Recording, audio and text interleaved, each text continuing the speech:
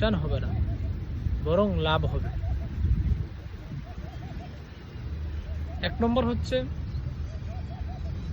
কোরআনে কারিমের তেলাওয়াত করা, কোরআন পড়া।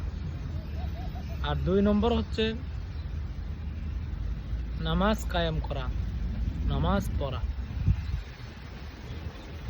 আর 3 নম্বর হচ্ছে আল্লাহ প্রদত্ত রিজিক থেকে আল্লাহর পথে ব্যয় করা। আল্লাহ সুবহানাহু ওয়া তাআলা কোরআনে কারিমে ইরশাদ করেছেন, ইন্নাল্লাযীনা ইয়াতলুনা কিতাবাল্লাহি ওয়া আকামুস সালাতা ওয়া আনফাকু মিম্মা রাযাকনাহুম وأنفقوا مما رزقناهم سرا وعلانية يرجون تجارة لن تبور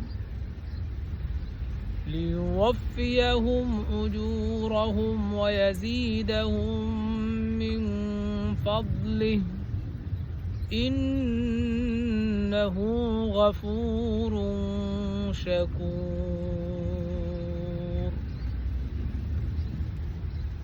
নিশ্চয়ই যারা আল্লাহর কিতাব পাঠ করে, নামাজ কায়েম করে এবং আমি যা দিয়েছি তা থেকে গোপনে ও প্রকাশ্যে ব্যয় করে, তারা এমন ব্যবসার আশা করে যাতে কখনো লোকসান হবে না।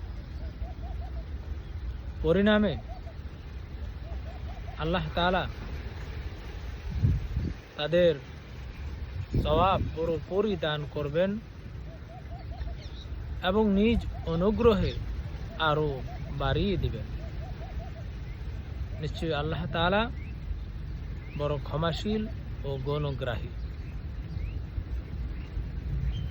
এই আয়াতে আল্লাহ তাআলা এই 3টি আমল, এই 3টি ব্যবসায়ের কথা উল্লেখ করেছে, যা দুনিয়ার মধ্যে লাভজনক ব্যবসা।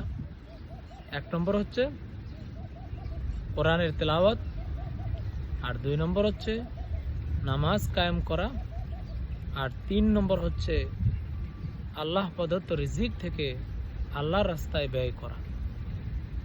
এই 3টি লাভজনক ব্যবসা আমরা যদি করতে পারি, আমাদের দুনিয়া ও আখিরাতে আমরা সফলতা অর্জন করতে পারবো ইনশাআল্লাহ।